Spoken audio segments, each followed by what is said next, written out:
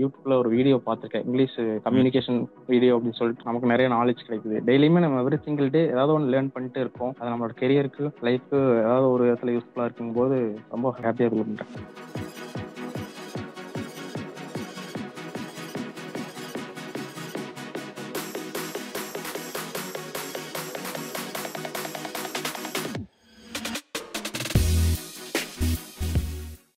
Okay, so Mohan, go for it. Thank you for this opportunity. Thank you. First of all நான் எப்படி இந்த கம்யூனிட்டியில் join பண்ணேன்னா, January 12 before Pongal தான் அந்த கம்யூனிட்டியை ஜாயின் பண்ணேன். அதுக்கு முன்னாடி பார்த்தீங்கன்னா நான் வந்து ஒரு நான் ஐடி ஃபீல்டில் ஒர்க் பண்ணுறத நைட் ஷிஃப்ட்டில் அது வந்து டிசம்பரில் குயிட் பண்ணி ரிலீவ் ஆகி வந்துட்டேன். நெக்ஸ்ட் வந்து நம்ம லோகோ work field, low income field. So எனக்கு வந்து அதில் கண்டினியூ பண்ணுறதுக்கு இன்ட்ரெஸ்ட் இல்லை. சரி, நெக்ஸ்ட் நம்ம என்ன பண்ண போகிறோம் அப்படின்னு சொல்லி ஒரு டவுட் இருந்துச்சு. அப்போ வந்து நான் ஒரு கன்ஃபியூஸ் ஸ்டேட்டில் தான் இருந்தேன். நெக்ஸ்ட் என்ன பண்ண போகிறோம், இல்லை அது இதே ஜாப்ல போய் பண்ணலாமா. முன்னாடி ஜாபை குட் பண்ணிட்டீங்கல்ல? Yes sir.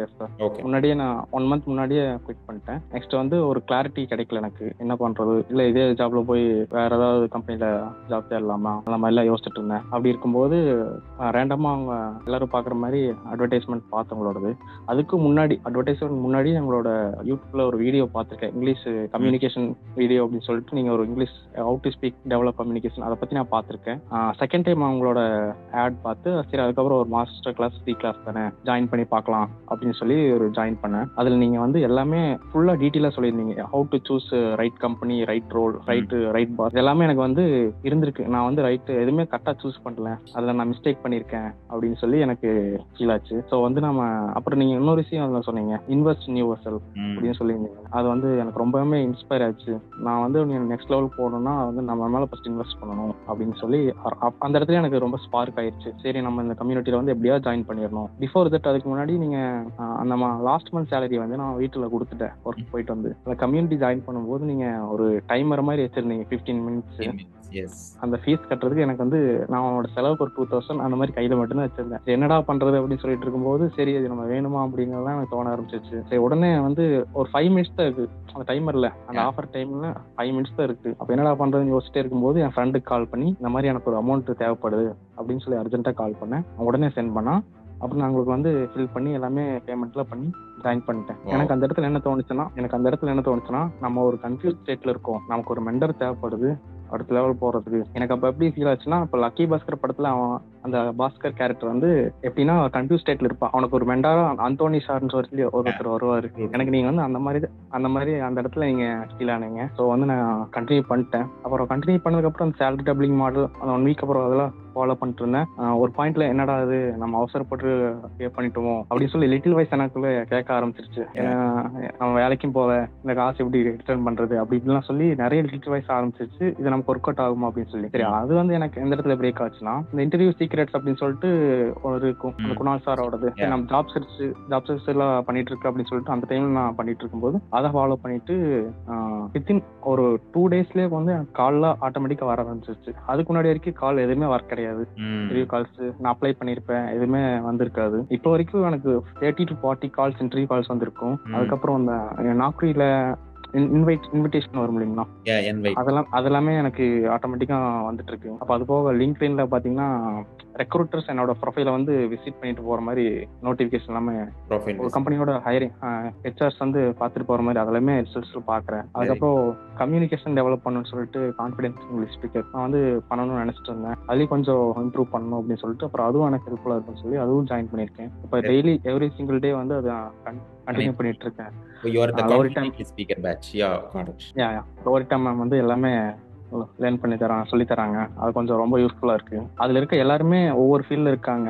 அவங்களோட வந்து இன்டராக்ட் பண்ணும்போது, கான்டாக்ட் பண்ணும்போது நமக்கு நிறைய நாலேஜ் கிடைக்குது. டெய்லியுமே நம்ம எவ்ரி சிங்கிள் டே ஏதாவது ஒன்று லேர்ன் பண்ணிட்டு இருக்கோம். அது நம்மளோட கெரியருக்கு, லைஃப்க்கு ஏதாவது ஒரு இடத்துல யூஸ்ஃபுல்லா இருக்கும்போது ரொம்ப ஹாப்பியா ஃபீல் பண்றேன். இப்போ நான் கம்ப்ளீட்டா ப்ரொஃபஷனலா வந்து நான் என்னோட லைனை கிராஸ் பண்ணல. இப்போ வந்து சர்டிஃபிகேஷன் கோர்ஸ் பண்ணிட்டு இருக்கேன். ஆனா அதுக்கு முன்னாடியுமே எனக்கு எல்லாமே கால் வந்துருது, நீங்க வந்து இமீடியட் ஜாயின் பண்ணிக்கிறீங்களா, ஜாயின் பண்ணிக்கலாம் அப்படின்னு சொல்லிட்டு. அவங்ககிட்ட நான் சொல்ற பதில் பாத்தீங்கன்னா, நான் வந்து சர்டிஃபிகேஷன் பண்ணிட்டு இருக்கேன், சரி ஓகே நீங்க முடிச்சதுக்கு அப்புறம் சொல்லுங்க, எனக்கு கான்டாக்ட் பண்ணுங்க அப்படின்னு சொல்லி அந்த ஹெச்ஆர் சைடு இருந்து அவங்களே சொல்றாங்க. அது வந்து எனக்கு ஒரு பெரிய பூஸ்டப்பா இருக்கு.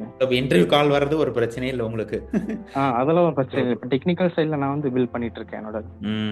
அமேசிங், குட் மோகன். So I think thank you for being open. I think join பண்ணதுக்கு அப்புறம் அந்த டவுட்ஸ் எல்லாத்துக்குமே வரும். அது உங்களுக்கு மட்டும் இல்ல, இந்த கம்யூட்ல ரிசல்ட் அச்சீவ் பண்ண எல்லாருக்குமே அந்த டவுட் வந்திருக்கும், என்னடா அது தப்பு பண்ணிட்டோமோ. அதுக்கப்புறம் பாத்தீங்கன்னா you get some result, then you got the confidence, then you again fall love with this. அப்புறம் ஒன் மோர் திங் இன்னொன்னு சொல்லி ஆகணும்.